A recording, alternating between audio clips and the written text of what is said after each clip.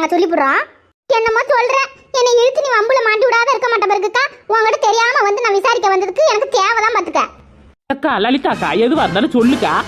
இப்ப என்ன உன்னா கழுத்தைய வாங்குறாங்க? பைக்க மாட்டோம் வேணா பயந்துட்டு கிடக்குற. ஒண்ணுமே இல்லக்கா, கோச்சுக்காத. என்ன யார் சொன்னதுன்னு சொல்லுக்கா. ஐயா அந்த அக்கா பயப்படுத்திட்டி.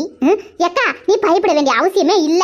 எதுவா இருந்தாலும் எந்த பிரச்சனையா இருந்தாலும் நாங்க பாத்துக்கிறோம். இப்படி இல்லாத பொல்லாத ஊருக்குள்ள சொன்னா அப்ப எங்க மான மரியாதை என்னக்கா ஆவறது?